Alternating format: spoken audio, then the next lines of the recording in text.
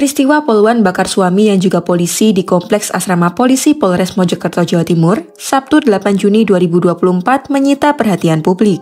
Poluan yang sekaligus pelaku merupakan Bribtu FN berusia 28 tahun yang bertugas di Polres Mojokerto Kota. Sedangkan suami yang menjadi korban adalah Bribtu RDW berusia 28 tahun yang bertugas di Polres Jombang. Bribtu RDW dinyatakan meninggal dunia usai dibawa ke RSUD Dr. Wahidin Sudirohusodo Mojokerto pada Minggu 9 Juni 2024 pukul 12:55 waktu Indonesia Barat. Berikut fakta-fakta yang mendorong Bribtu FN membakar suaminya hingga dinyatakan meninggal dunia.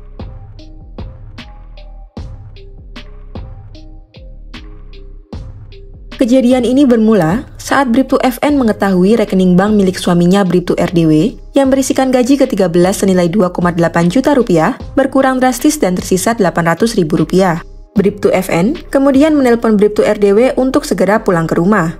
Saat menelpon, Bribtu FN juga sempat mengancam Bribtu RDW jika tidak segera pulang maka anak-anak mereka akan dibakar. Selagi menunggu Bribtu RDW pulang, Bribtu FN pun telah membeli bensin eceran dalam botol dan disimpannya di atas lemari teras rumah.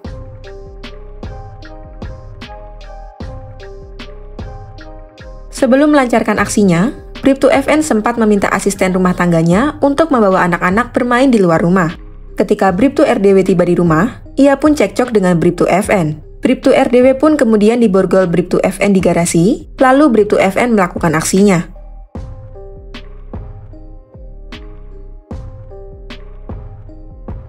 Usut punya usut, Bribtu FN tega membakar Bribtu RDW karena gaji ke-13 di rekening suami digunakan untuk judi online. Kabid Humas Polda Jatim Kombes Pol Dirmanto mengatakan, Bribtu FN sakit hati karena Bribtu RDW kecanduan judi online, namun menggunakan uang belanja istrinya. Kabid Humas Polda Jatim Kombes Pol Dirmanto mengatakan, Direktorat Reserse Kriminal Umum Polda Jatim telah menetapkan Bribtu FN sebagai tersangka. Pelaku ditahan di Polda Jatim dan terjerat UU kekerasan dalam rumah tangga. Dirmanto menyampaikan, Bribtu FN mengalami trauma mendalam setelah membakar suaminya sendiri. Meski pelaku mengalami trauma, Dirmanto menegaskan bahwa proses hukum tetap berjalan.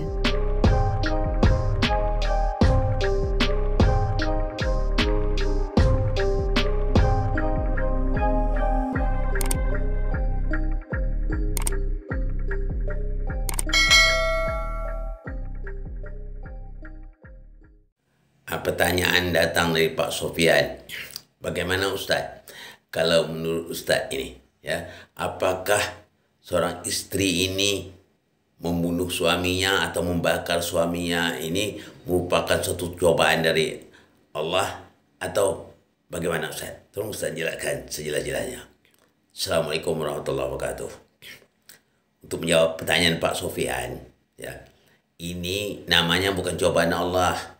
Kalau cobaan Allah begini ya, dia sedang bertugas di Mojokerto, sama suami juga sedang bertugas, tiba-tiba datang berita bahwa suaminya meninggal mendadak. Itu cobaan namanya. Tapi yang seperti ini bukan cobaan nama, ini melakukan dengan sengaja.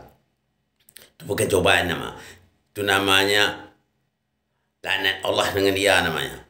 Kenapa dia laknat? Karena dia dirasuk setan, ya. Apapun alasannya, kalau yang namanya membunuh itu, ya, dilarang dalam agama Islam, tidak boleh, ya. Ini apalagi yang namanya membunuh secara merencana. Apa yang dikatakan bunuh rencana? Sudah disiapnya, dibelinya BBM eceran itu. Memang sengaja dibelinya. Untuk apa dibeli? Untuk membakar suaminya. Itu sudah merencana namanya. Itu nama membunuh secara berencana. Itu artinya melakukan suatu dosa yang sangat besar itu. Ya, susah untuk diampun itu. Kenapa? Dengan suami itu jangankan hanya membunuh, berkata kasar saja tak boleh. Ini membunuh, menggorgol suami seolah suami itu seolah melakukan perampok, itu namanya digorgol. Itu sangat berbahaya. Suami dia sendiri dikatakannya, dibikinnya demikian, apalagi ya orang lain lagi. Itu pertama. Yang kedua, seorang istri seperti ini istri tamak. tahu nak si tamak? Dia beranggapan suami itu milik dia. Ya, dia tidak tahu suami dia itu juga milik dari orang tua suaminya, dari ibu suaminya, dari ayah suaminya. Bahkan suaminya itu ya milik bangsa dan tanah air ini, milik negara, milik bangsa dan tanah air. Begitu. Hanya dia tak paham tentang itu. Dia sudah dirasuk setan namanya. Orang kalau sudah dirasuk setan, akal sehatnya hilang. Nah, ini akan jadinya. Ya, memang wajar. Kau perlu dihukum seberat-beratnya. Namun, ada namun sedikit. Kita hanya belas kasihan saja dengan bayinya. Itu saja. Ya, kita kasihan dengan bayinya. Bagaimana bayinya? Siapalah mengasuhnya seandainya dia dalam penjara? Paling-paling orang lain yang mengasuhnya. Ya. Kesian juga, ada juga kesiannya. Ya, dia yakin saya itu. Kalau dia di penjara, pasti jabatan dia selaku polwan akan diberhentikan dengan cara tidak hormat. Itu saja. Ada juga belas kasihan kita. Tapi atas perbuatan beliau itulah kita kejengkel. Ya, bisa dia membunuh suaminya, dibunuh. Ya, dalam keadaan dipanggil dalam keadaan tugas itu yang paling bahaya. Seharusnya kalau dia bijaksana, kalau seandainya terjadi begitu, dia kan bisa melapor pada atasan suaminya supaya dinasihati, aman perkara. Sekarang dia juga kurang sadar, ya. Dia membunuh suami dia itu berarti dia membunuh ayah dari bayinya. Ya, sekarang anak dia itu, bayi dia itu sekarang sudah menjadi anak yatim. Kenapa jadi anak yatim? Ulah dari dia. Nah, ini kan berarti dia tidak punya peri kemanusiaan namanya. Ya, ayah dari anak dia, ya tega dibunuhnya. Nah, itu sangat berbahaya orang seperti ini.